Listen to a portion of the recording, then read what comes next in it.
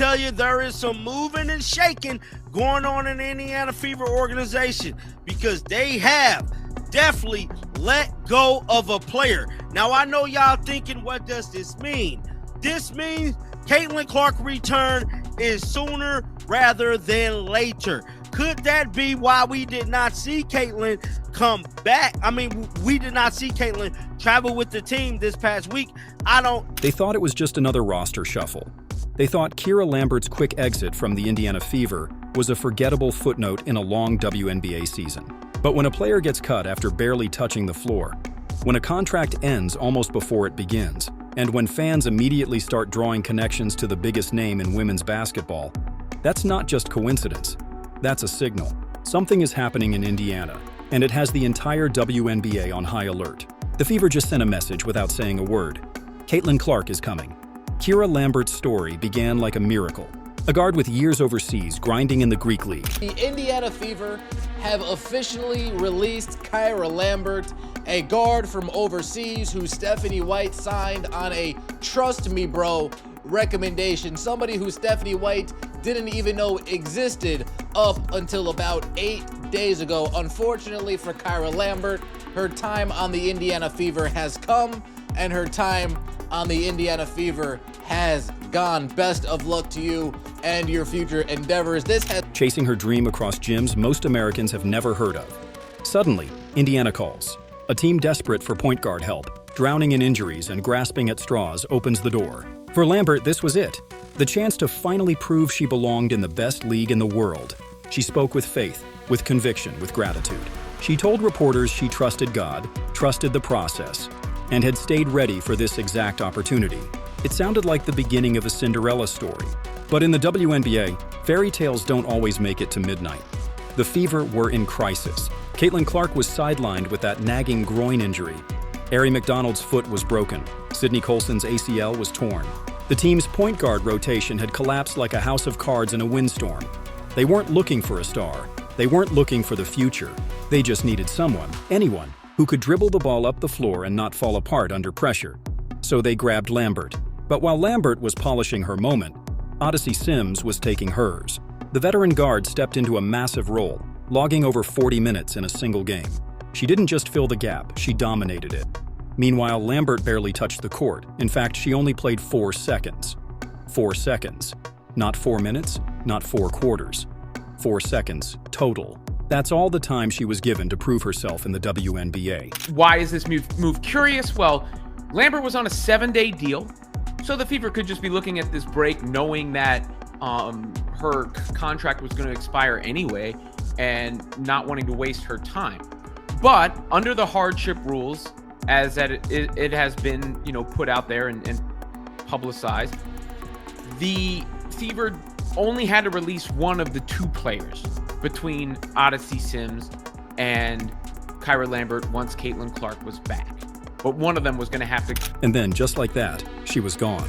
The fastest trial run in WNBA history was over, before fans even learned how to spell her name. This wasn't about failure. It wasn't about performance. It wasn't even about giving her a fair chance. The Fever didn't cut Lambert because she wasn't good enough.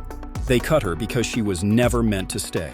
She was a placeholder, a band-aid over a deep wound that the team knew was about to heal. When you clear space in Indiana, there's only one person worth making room for, Caitlin Clark. Look at the timing. ESPN quietly adjusted Clark's projected return date. Originally set for mid-August, suddenly her recovery lined up perfectly with the Fever's week-long break. That break ends with a crucial game against the Seattle Storm on August 26th. He just saw the most pointless contract of all time. The most pointless 7-day of all time. Kyra Lambert. They didn't even give Kyra Lambert a page on the WNBA website. I'm not joking. You type in WNBA.com and you look at the Fever's last game. Maybe they updated it because she actually saw the floor. Fever versus Connecticut. Kyra Lambert played a grand total of 4 seconds. She played 4 seconds. Wouldn't better off just to not play her. Oh wait, it rounded to 5. They didn't even give her a WNBA page. They did not even give her a... The very game analysts circled as her possible comeback. Lambert's release just days before. Too perfect, too aligned, too orchestrated. This wasn't randomness. This was chess. Fever fans aren't blind. They've been watching this team like detectives. connecting dots like they're solving a crime scene. And all signs point to the same conclusion. Clark's return is imminent. Social media is buzzing with countdown timers, highlight montages, and gifs of fans losing their minds. The WNBA world isn't just waiting. They're bracing themselves for the earthquake. Because when Caitlin Clark comes back, the entire balance of power could shift. But let's not forget the stakes. The Fever are fighting for their playoff lives. They sit in 6th place, dangerously close to slipping out of contention. Just a few games separate them from elimination. But just a few games also separate them from climbing into the top 3. Fever fans, I don't know, we might have some good news. Well, we might have some great news. CC, my precious CC might be returning. Might be. You hear me? Because they just released Kyra Lambert. You hear me? She had 3 ACL tears. So she wasn't good for nothing anyway. She fragile. How you have that many ACL tears? But thank you for providing us 7 days of your presence. You hear me? We needed you to fill in. You hear me? Because the GOAT, the greatest of all time, is about to return. That's how tight the WNBA standings are. Without Clark, they've held steady, grinding out tough wins with Aaliyah Boston, Kelsey Mitchell, and Natasha Howard carrying the load. But with Clark, suddenly those lofty playoff dreams don't look so impossible. Imagine the scenario. Clark returns, the Fever catch fire, and they finish the season as one of the hottest teams in the league. The playoffs haven't seen Indiana since 2016. With Clark, the drought could end in spectacular fashion. But the story isn't just about Clark's comeback. It's about the woman who had to lose her place for it to happen, Kyra Lambert. The heartbreak is real. She spent years overseas, pushing through multiple ACL tears, chasing a dream that felt further away with every injury. She finally broke through, got her shot, wore a WNBA jersey. And for one brief moment, it felt like destiny had aligned. She gave interviews about how much it meant, how hard she worked, how faithful she stayed, and then 4 seconds. That's all she'll ever have in the record books. 4 seconds that will probably be forgotten by history, but will remain etched in her memory forever. Sports can be cruel. In the WNBA, opportunity is razor thin. Some players build legacies that last decades, others vanish in a week. Lambert's story is tragic, but it also exposes the ruthless reality of professional basketball. Sometimes it's not about how good you are, it's about who's coming back to take your spot. And in this case, that someone is Caitlin Clark. Clark isn't just a player, she's a phenomenon. She doesn't just sell tickets. Sims has played herself into more of a role for the Fever. She got a bunch of minutes in the game on Sunday, 42 minutes for Sims. Lambert didn't play, right? So you can see relative one to the other, where the Fever were looking at things from the pecking order standpoint. Now there's also the Sophie Cunningham injury, but to be honest, I'm not sure how that would impact things unless they felt they needed somebody at that position rather than more depth at the point guard. She fills arenas. She doesn't just get covered, she dominates headlines. Before her injury, she averaged 16, 5 points, nearly 9 assists, and 5 rebounds.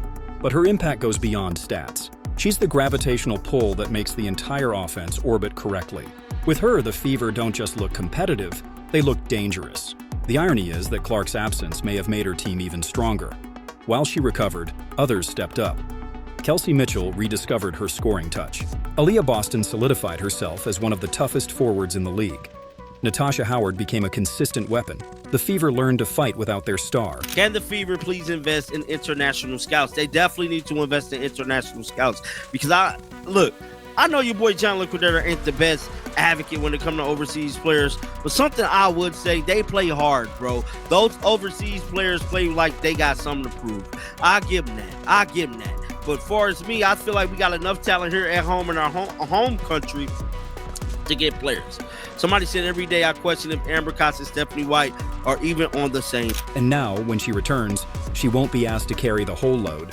She'll be the final piece, the missing link that turns a scrappy team into a contender. That's the part nobody is ready for. The Fever aren't just getting Clark back, they're getting Clark back to a better team. This is why rivals should be nervous. Other teams wrote the Fever off as a one-player show. They assumed Clark was the engine, and without her, Indiana was powerless. They were wrong. Indiana has built depth, resilience, and chemistry.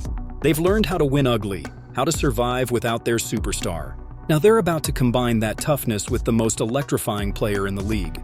The Fever are no longer just a rebuilding project. They're a problem. Still, the big question lingers. Is Clark really healthy? Groin injuries are tricky.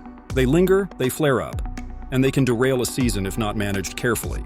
Coach Stephanie White has been cautious, refusing to commit to a date, emphasizing long-term health over short-term gain. But every sign points to the comeback being close, too close to ignore. Lambert's release wasn't random. The timing wasn't a coincidence. The Fever didn't stumble into this, they planned it. Throughout her second season of WNBA, Caitlin Clark has posted 16.5 points, 5 rebounds, and 8.8 assists per game for the Indiana Fever. Clark started the season on a tear under Stephanie White, but has since struggled to stay on the court, playing her second season as a professional. The Fever have 9 remaining games of their regular season schedule. They have a long break before their next matchup on Friday. The venue will be open, giving Clark a chance to rehab as the Fever take several days off from game. They knew exactly what they were doing, and that's what makes this story so compelling. Think about it. A 7-day contract for Lambert, just long enough to give the team cover while Clark finished her rehab. Sims retained for veteran depth because she could handle pressure when needed. Lambert cut right as the break begins, right as Clark's timeline aligns. This wasn't panic management, this was calculated strategy. It looks messy on the surface, but beneath it all, it's a masterclass in roster construction. Know that once Caitlin Clark was back, one of the 2 hardship signings was going to have to go. So that's naturally where people's heads were thinking when it was reported on the ESPN broadcast that Clark, the hope was she would return to practice this week with target dates the 22nd, 24th, 26th, those games being thrown out as potential return dates. Now, I don't have any other updates on that. I mean, I took Stephanie White's comments as they hope still she returns at the regular season a little less confident than The Fever front office played chess while everyone else was still playing checkers. And if Clark returns on August 26th, it'll look like they executed the plan perfectly. The Fever didn't just survive the storm. They may have positioned themselves to rise out of it stronger than ever. We have a chance. But the only thing I'm concerned about is she 100% healthy? You hear me?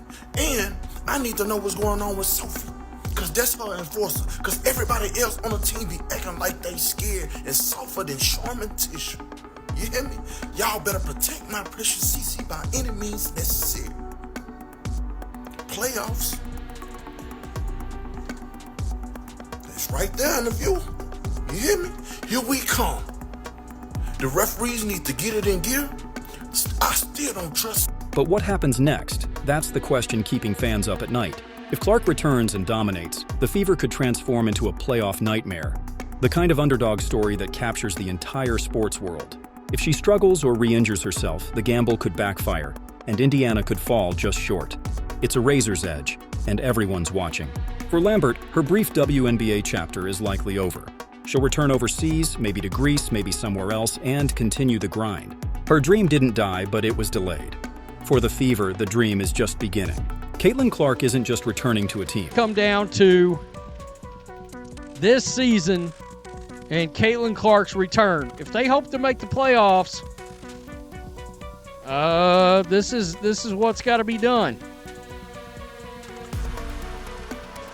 She's got to come back, and she's going to have to win. And she's got to win even with Stephanie White as her coach.